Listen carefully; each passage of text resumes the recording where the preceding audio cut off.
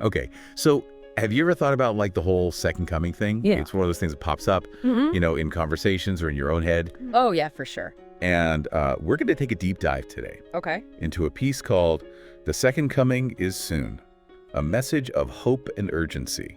All right. Sounds intriguing. Yeah. And see if we can pull out some interesting points Okay. from this and see what it might mean for us. I'm curious to see where this goes. Yeah. One thing that struck me about this source is how it doesn't just like throw the idea of the second coming out there. It actually grounds it in specific biblical passages. Oh, so it's like they're using It's like a roadmap or something. Like it Yeah. points to verses like in John 14:3, where Jesus says, "And if I go and prepare a place for you, I will come back and take you to be with me, that you also may be where I am." Wow. There's also Matthew 24:30, which talks about the Son of Man coming on the clouds of heaven with power and great glory. And Acts 1:10-11, where the angels tell the disciples that Jesus will come back in the same way you have seen him go into heaven. So they're really pulling from like solid Yeah, they're emphasizing that it's like scripture here. not just an idea. Yeah. It's rooted in these texts. Right, not just a metaphor. Exactly. This is presented as like a literal. It's a real event. Yeah. And tangible, something that's going to happen. Right. And the other thing is the source highlights the hope connected to this event. It talks about it as this incredible moment where God's love and justice are fully realized. So it's not just like, oh, this big event. No. It's the implications. Right. It's what it means for It's about the outcome. humanity. Yeah, and the transformation that it brings. That makes me wonder, is this something that like believers Right. actively look forward to? Oh, absolutely. For many, it's a core belief. Like what's the draw? Think of it this way. The promise of the second coming is deeply intertwined with this idea of hope. Oh, okay. It's seen as a time when everything will be set right, suffering will end, and true justice will prevail.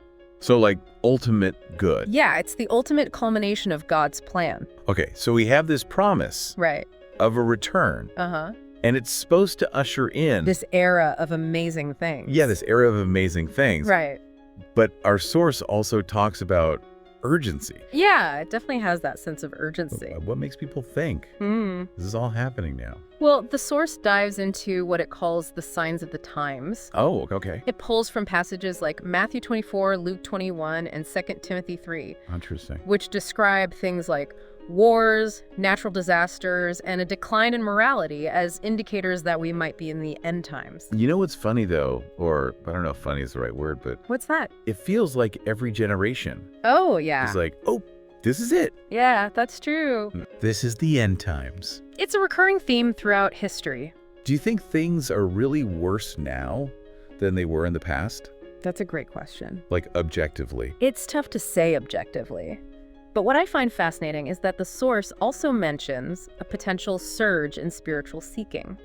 Oh, yeah. It suggests that even amidst chaos, more people are searching for meaning and turning toward faith.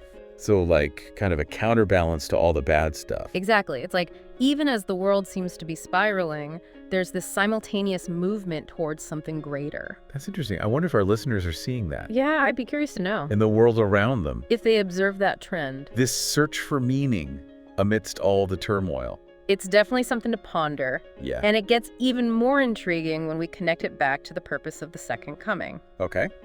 The source outlines 3 main purposes for this event: justice, restoration, and relationship. So it's not like one big event and that's it. No, it's not just a one-time thing. There's like a point to it. It's about what that event is meant to achieve. Right. A transformation of sorts. Yeah. It's about setting things right, healing the world, and bringing us closer to God. Out of those 3, justice, restoration, and relationship, which one jumps out at you? Oh, that's a tough one. They're all so intertwined. But if I had to pick one, Yeah. I'd say restoration really resonates with me. Really? Yeah. Just imagine a world without suffering, like the one described in Revelation 21:4. Wow. What would that even look like? Yeah. It's mind-boggling. It really makes you think about the state of the world today and what a truly restored future could hold. Absolutely. Would it mean like an end to poverty? It makes you question everything. Disease? Look, or even Conflict. things we struggle with, Yeah. well, they just vanish. It's a lot to unpack. It is. Yeah. And it prompts us to ask, if that's the ultimate goal, how do we navigate the in-between? What does it mean to live well while waiting for this potential transformation? Yeah. How do we prepare ourselves and the world for such a monumental shift? It's like, how do you even wrap your head around that? Exactly. It's a question that takes us beyond the event itself and into the realm of our everyday choices and actions. This idea of living well while waiting, that's kind of interesting. Yeah. Like, it's not just sitting around twiddling your thumbs. It's about being active, Yeah. engaged. But it also makes me wonder, Hmm. where's the line between preparation and obsession? Right.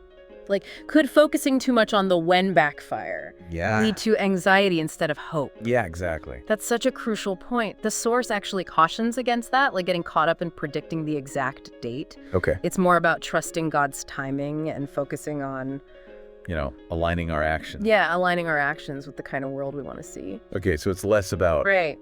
like, stockpiling supplies. Yeah, it's not about bunkers and canned goods. Yeah. Yeah, or building bunkers. It's about embodying those values of justice, restoration, and relationship in our everyday lives. So, like, prayer, studying scripture, Those are definitely part of it. connecting with other believers. For sure, community is important. And most importantly, like, putting faith into action. Yeah, that's the key. It's not just about believing, it's about doing. Through acts of kindness, forgiveness, sharing your beliefs. Exactly. It's about living out those values in tangible ways. Almost like, don't just talk the talk, walk the walk. Exactly. If we want a world of justice Mm. and restoration, We got to start living those values now. right? It's about being active participants in creating that world.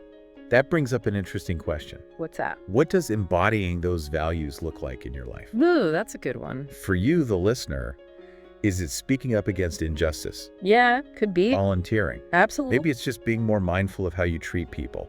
It's the little things that often make the biggest difference. Right. And what's powerful is this whole idea of waiting shifts the focus from like a distant future event, To right now. to our present actions. It gives us agency and empowers us to make a difference right now. Okay, so there's this call to action. Definitely. But it's not about like panicking or obsessing over the end of the world. No, it's about living with purpose Right. and intention, guided by those values we've been talking about. Justice, restoration, and relationship. Those are the guiding principles. Okay, so that's kind of where we're at. Yeah, I think we've covered a lot of ground. Now, there's another part of the source that I found really interesting. What's that? It's the emphasis on heaven Oh, right. as like the ultimate destination. It paints a pretty vivid picture, doesn't it? Yeah, it talks about eternal peace, joy, and communion with God. Yeah, it's a powerful image. Now, for some people, that concept might be incredibly comforting. Absolutely. It can be a source of great solace. But for others, it might raise even more questions. Yeah, I can see that. Like, what does such an existence actually entail? It's a big question. What does it even mean to experience eternity? It's something that's hard to grasp from our limited human perspective. Right. It's beyond our comprehension in a lot of ways. It makes me think about all the different ways people interpret these concepts. Yeah. Like, for some, heaven might be a literal place, Mm-hmm. while for others, it might be more of a state of being. Exactly. And the source doesn't really dictate one specific interpretation. It's kind of open to interpretation. It encourages readers to grapple with these questions on a personal level. Okay, so it's less about having all the answers Right. and more about engaging in that process of exploration and reflection. It's about the journey.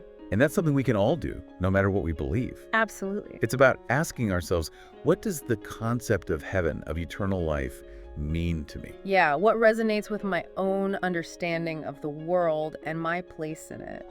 You know, that's what I really appreciate about this deep dive. What's that? We're not just talking about these abstract theological ideas. No, we're grounding them in reality. Yeah, we're connecting them to real life questions, challenges, and aspirations. It's about making these concepts relevant to our lives. Yeah, it's making me think about my own values, my own purpose, and what kind of legacy I want to leave behind.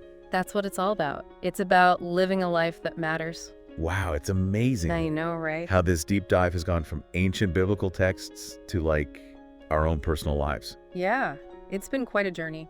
We've explored the second coming, the signs pointing to it happening soon, and like what that would even look like for the world. A lot to consider for sure. But what's really stuck with me is that idea of waiting well. Yeah, that's what I think is so cool about this source. It's not just like a theological concept, you know? Yeah. It gives you like this way to live Yeah. a meaningful life no matter what you believe. It makes you think about how you can live those values of justice, restoration, and relationship every single day. And that's a big challenge. Oh, yeah, definitely. But like you said, instead of just waiting for something to happen, it's like we can actually get out there and do something. Right, we can be a part of shaping the world we want to see. It reminds me that even little things can make a difference. Totally, like acts of kindness, Yeah. compassion, courage. Those little things add up. They really do, and it all comes back to that question of meaning, you know, whether or not you believe in a second coming. Yeah. This whole thing makes you think about what gives your life purpose. Your own personal purpose. Exactly what values are guiding you. What impact you want to have on the world. Yeah, it's all connected. So as we wrap this up, we want to leave you with one last thought. Okay. If heaven's this place of peace and joy, what does that peace and joy look like for you? Oh, that's good. What brings you that feeling? Yeah, in your life now. That sense of wholeness and contentment. Something to think about. Definitely, as we're all going through life and dealing with everything. It's a good reminder. Yeah, for sure. If you want to dig into this more, definitely check out the source material. Yeah. It's called The Second Coming is Soon, a message of hope and urgency. It's a really fascinating read. It really is, gives you a new perspective on faith purpose, all the choices we make. So keep seeking, Yeah, keep questioning. keep exploring. All the knowledge and experience out there. Until next time, See. keep diving deep.